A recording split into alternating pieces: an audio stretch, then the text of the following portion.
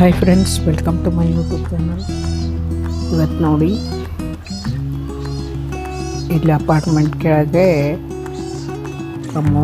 Metre house ಇದೆ. ಅಲ್ಲಿ ಮರಿ ಹಾಕಿದೆ ನೋಡಿ.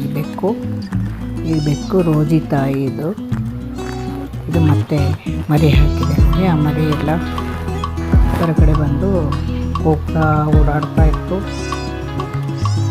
ಅದಕ್ಕೆ ಊಟ ಹಾಕಿದ್ದೆ, ತಿಂತಾ ಇತ್ತು ನೋಡಿ. ಕ್ಯೂಟ್ ಆಗಿದೆ ಮರಿ.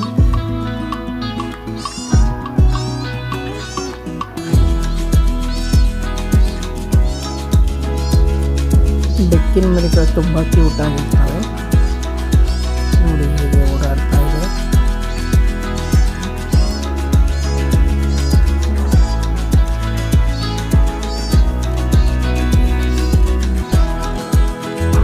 ಅವರಮ್ಮನ ಹತ್ರ ಬಂತು.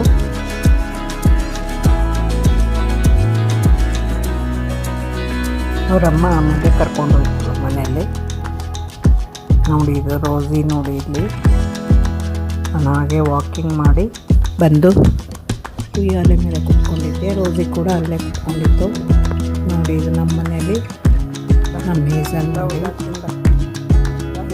ಸುಮ್ಮನೆ ಉಂಡಾಗ್ತಾ ಇತ್ತು ನೋಡಿ. ಆ ಕಡೆ ಈ ಕಡೆ ಓಡಾಡ್ತಾ ಇತ್ತು.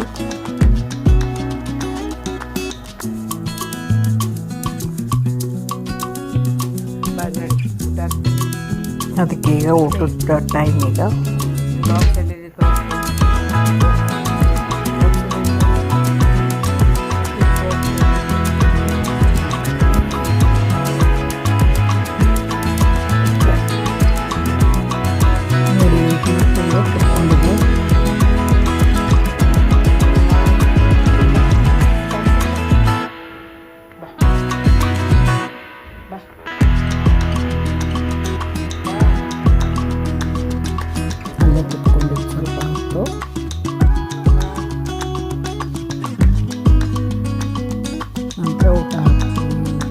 ಈ ಕಡೆ ಬಂದು ನೋಡಿರುತ್ತೆ.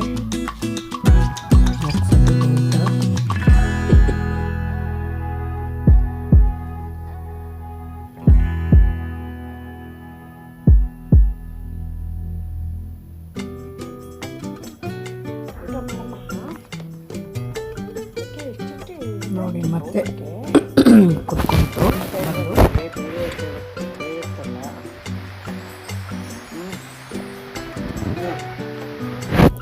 ಯಾರ ಮನೆಯಲ್ಲೆಲ್ಲ ಪೆಟ್ಸ್ ಹಾಕಿದ್ದೀರಾ ಕಮೆಂಟ್ ಮಾಡಿ. ನಮ್ಮ ಹೇಸಲ್ ಥರನೇ ಮಾಡ್ತಿರುತ್ತಾ ನಿಮ್ಮ ಬೆಕ್ಕು ಕೂಡ?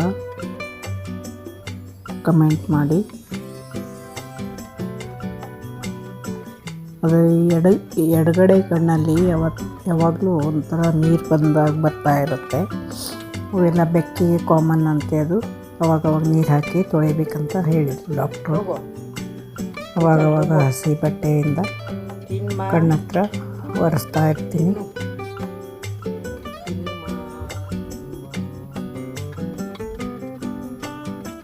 ನೋಡಿ ಹೇಗೆ ಕೂತ್ಕೊಂಡಿದೆ.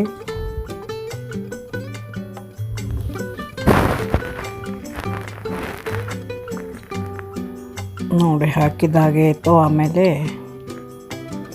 ಅದನ್ನು ಊಟ ಮಾಡ್ತಾ ಇತ್ತು. ಅದಕ್ಕೆ ವೆಟ್ ಫುಡ್ಡು ಹಾಕ್ತಾ ಇರ್ತೀನಿ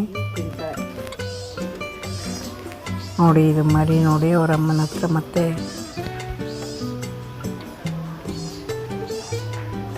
ಬರ್ತಾ ಇದೆ ನೋಡಿ. ಇದು ಯಾವಾಗಲೂ ಒಂದೇ ಮರಿ ಹಾಕಿರುತ್ತೆ. ಈ ಸಲನೂ ಒಂದೇನೋ ಇನ್ನು ಒಳಗಡೆ ಇದಾವೆ ಗೊತ್ತಿಲ್ಲ. ಒಂದಂತೂ ಹೊರಗೆ ಬಂದು ಓಡಾಡ್ತಾ ಇತ್ತು ಮರಿ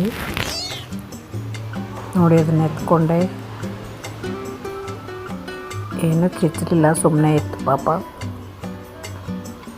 ಎಷ್ಟು ಕ್ಯೂಟಾಗಿದೆ ನೋಡಿ.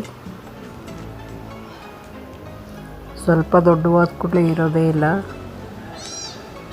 ಕಾರಲ್ಲಿ ಹಿಂದೆ ಬ್ಯಾನೆಟಲ್ಲಿ ಕೂತ್ಕೊಂಡಿರ್ತವೆ ಹಿಂದೆ. ಹಾಗೆ ಕಾರ್ ಜೊತೆನೇ ಹೋಗಿ ಅವು ಎಲ್ಲೋ ಒಂದು ಕಡೆ ಬಿದ್ದುಬಿಡ್ತವೆ ಬೆಕ್ಕುಗಳು. ಆಮೇಲೆ ಅವು ಎಲ್ಲಿರ್ತಾವೆ ಸಿಗೋದೇ ಇಲ್ಲ. ಅದಕ್ಕೆ ಬೇಜಾರು ಅನಿಸುತ್ತೆ. ಇವಕ್ಕೆಲ್ಲಾದರೂ ಸೇಫ್ ಜಾಗ ಸೇರಿಸ್ಬೇಕಂತ ನಾನು ನೋಡ್ತಾ ಇದ್ದೀನಿ. ಯಾವುದಾದ್ರೂ ಟ್ರಸ್ಟ್ಗೆ ಅದು ತೊಗೊಂಡ್ರೆ ಈ ಸಲ ಹಾಗೆ ಮಾಡಬೇಕು. ನೋಡಿ, ಅದು ಒಳಗಡೆ ಕರ್ಕೊಂಡೋಯ್ತು ತನ್ನ ಮರಿನ. ಇದುವರೆಗೂ ವಿಡಿಯೋ ನೋಡಿದ್ದಕ್ಕಾಗಿ ಥ್ಯಾಂಕ್ ಯು ಸೋ ಮಚ್. ಹಾಗೆ ವಿಡಿಯೋಸ್ನ ನೋಡ್ತಾಯಿರಿ.